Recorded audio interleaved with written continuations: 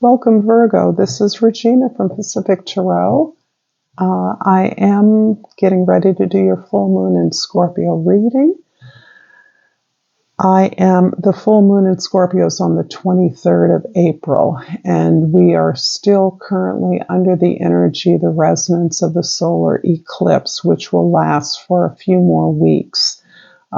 For each of you, the experience is unique, but you are likely to be seeing changes in the way you communicate, the way you receive information, and the way you are intimate with your neighbors, friends, family members, as a part of the changes that you may be experiencing around the solar eclipse. I am doing personal readings, and the information for that is in the description box below. Thanks to all of you who are participating in the free reading giveaway I do on or around the first of each month. So thank you for your comments and your generous donations that are the basis from which I select winners for this. So Virgo, your overall energy for the full moon in Scorpio is the Eight of Wands. Things moving quickly. Virgo, your ruler is also Mercury, which is now in retrograde. I do want to say that Mercury retrograde is often amplified as a disastrous, potentially catastrophic event. It is a natural occurrence. When you think about the way thoughts are experienced, are projected, we often think a thought, we consider, we turn it over, we retract an idea we had in order to adjust it in some way. We often review plans over and over again. This is reflected in the retrograde cycle, which happens at least 3 times a year. So it can't be as, and sometimes the retrograde cycle lasts for a good 5 to 6 weeks, depending. So this cannot be abnormal. This is the way we think. And at this time, despite Mercury retrograde, you are receiving a lot of notice, a lot of attention, a lot of contacts, people seeking information, asking you for information, ways in which you are moving forward in a direction in concert with others to amplify the impact that an idea or a plan has had, so that it has a bigger significance, a greater fall than you had expected or could have achieved on your own. This is a positive thing. In the 10th house, this is your social position, the way others see you. The 7 of Cups seems to be an earth sign energy. For this full moon, you are receiving a lot of offers, and this really does go hand in hand with the speed up in communications, the desire for others to ask information of you, to contact you, offers being made that may be somewhat overwhelming or feel chaotic. They may feel difficult to sort through, or it may feel emotional as you are getting intimations of things that you wanted. Certainly, this idea, this overwhelm, the illusion of all these options, you're aware that all opportunities, all considerations are not equal. But instead, you are focusing on the thing that is your primary intention. You're looking at your real goal. The thing that is these things, these offers may be potentially distracting you from. And you're clear that these are teasers, perhaps, to the potential abundance or success that awaits you as a result of this movement of energy, but your eye is still on the prize of what is most significant to you. But I have to say, this increase in offers and options is a validation that you're on the right path. In the first house, the Three of Wands, yes, you are putting together a plan, a package. For many of you, you are putting together uh, a plan or a personal business, a project that allows you to take your skills and make them available to the public, to send out feelers. And this can be the prelude to folks wanting to contact you. This can be the aftermath of the spate of communications that you and information you will be receiving at this time. You're putting that together to form a team, to form a new project or opportunity. And this is you kind of tentatively waiting for feedback, for connection, for callbacks, to see what is available, who's available, and other resources that can be collected in order to move this fresh new beginning forward. In the fourth house, the house of your family, your history, your origins, your roots, the Six of Pentacles is about a position you've occupied, perhaps in your personal life, perhaps as the base or foundation of your operations in all areas of your life, where you are the provider. You're the one who takes responsibility for the forward movement of an operation or energy. You are reevaluating all exchanges of energy with this knowledge about yourself. You have in the past overgiven, and now you are aware that in order to sustain your momentum, that you must be assured of reciprocity in all of your exchanges, be they money or love. And because of that, you are stepping back in order to receive some of the benefits, the rewards, the recognition of your efforts. And this is something that helps to anchor you in the sense that you are enough, that you've already earned the position you're in. That is why you are a manager, because you have the experience to do so.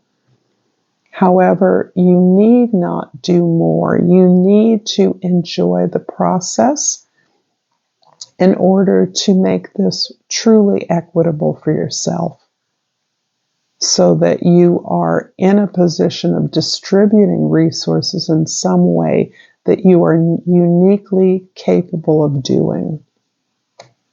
In the seventh house, this is the house of your significant relationships, be that people or entities, goals. The Six of Swords shows that your efforts to equalize things in the home base or those relationships within your foundation have turned chaotic, have actually shielded your visibility, so that despite your efforts to create solutions to particular challenges that you face, you feel invisible, you feel unheard, you feel as though your presence simply is nominal, that you're unable to create a sense of peace or resolve from a situation that is chaotic, that is heartbreaking, that is draining your energy. And to that end, you're ready to move on. You're ready to abandon any kind of a structure where you are overseeing the progress of goals single-handedly. So as part of a family, you understand that everyone has a role in perpetuating the unit, in grounding the unit, in sharing the love, in sharing the resources. And in the absence of that, you realize that you must move on in order to find not only peace, but a certain acceptance for the necessity of that imbalance, what you've learned from it.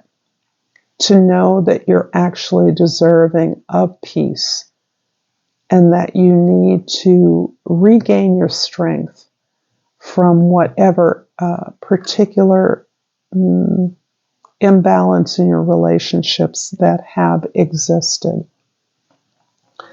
If this reading is resonating for you, Virgo, please like this video, share this with others, comment below, and subscribe to my videos, to my channel, Pacific Tarot. Thank you so much for that.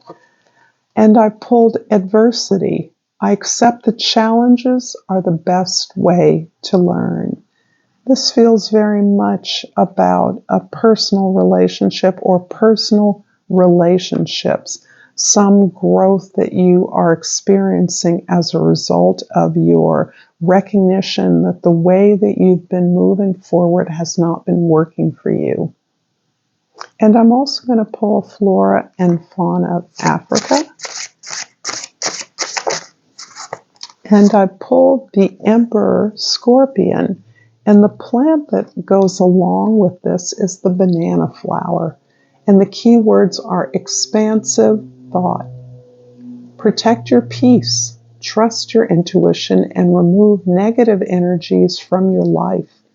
There are new things and experiences to make space for. Yeah, this feels like a very personal closing out of a chapter in relationships for you. In the first house, the Three of Wands is clarified by the Eight of Wands in the second house and the Five of Cups in the third house. The Eight of Wands is a repeat, so I see a lot of movement in terms of sorting, shifting, focusing on your material affairs. Perhaps your health is a reinvigoration of your health. You may be investing in your health via new exercise routines, diet regimes, ways in which you can feel as though you are more efficient and productive. So this is an elevation in your sense of your body, the capacity, your strength, and your ability to communicate, to make connections, which is essential to your ability to be of service, Virgo. Five of Cups is interesting because part of the relinquishment of a relationship pattern in your life has been your evaluation of failures, disappointments, a sense of regret or remorse for time wasted, time lost, which is significantly wounding you. This is natural to consider as you're moving on to something new, as you're releasing an old pattern of doing things. So that it's natural to be cautious, right? When we give our hearts, when we begin a passion project of any sort, we are entertaining the possibility that it may not work out. And so in some ways, it's natural to remember all those things that didn't work out. However, there's a way in which this has been holding you back. This is cutting off those communications which are essential to you in exploring the new terrain that you are facing. You're looking out towards the world. You are looking at the past, but you are increasingly moving towards the future. You are completely invested in a collective exercise or experience and may be establishing a vehicle for more truthful or honest communication. In whatever way, the way that you communicate, which for many of you is part of your livelihood, is a way of altering the way you review the past. Looking at the past with a new sense of investment, a new sense of participation that is shifting the old story and allowing you to build on, grow something new, a new pattern, a new way of being, a new attempt to find truths, a real truth that can sustain you. The Six of Pentacles in the fourth house is clarified by the Emperor in the fifth house and the Nine of Cups in the sixth house. So the Emperor is about that beautiful ability. This is a creative ability to be in control of your emotions and your energies, of your intentions. You realize that you can't control the world. You certainly can't control other people.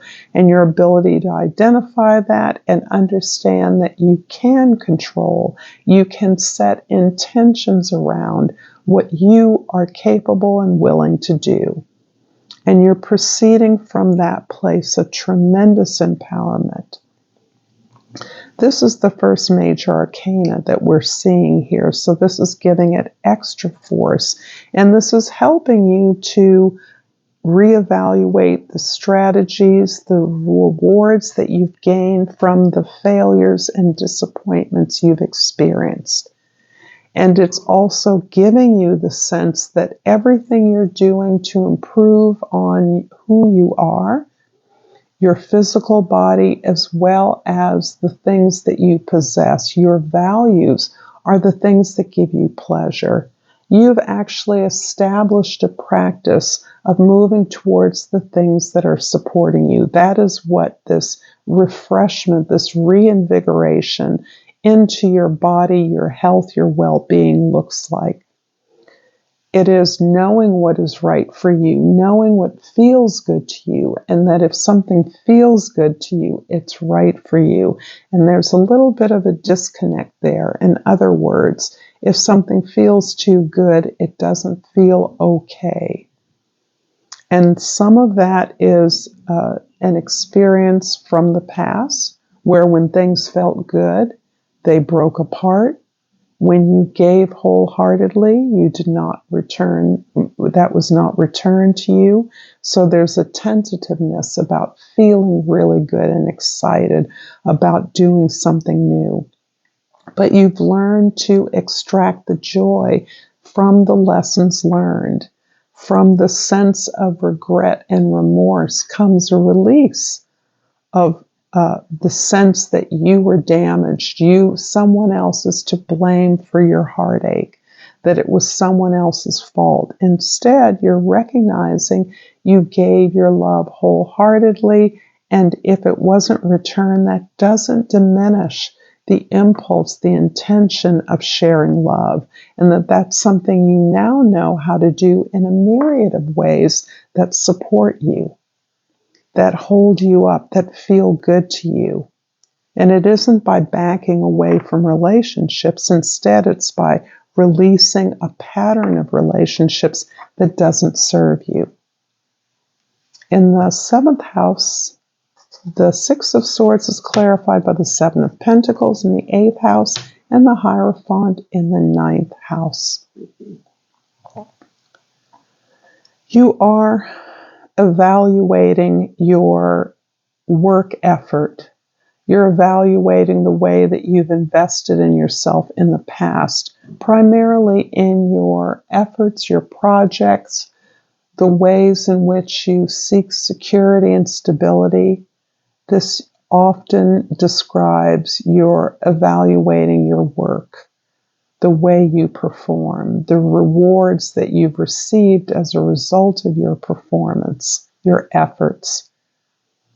You are absolutely intent upon working smarter rather than harder. You're pulling back from the caretaking role, the managing everyone else's input and energy, so that you instead can maximize your own investment in what you do. This, as so often is the case, Virgo, describes the ability, the willingness with which you serve as a trainer, an educator, someone who shares what they've learned. This can also be about a commitment to uplifting, informing, educating, dare I use that word, the world, new audiences, new locales, taking what you work, your curriculum, your publications, your ability to publicize your ideas, to ground your training, your education efforts as a way of informing a larger audience.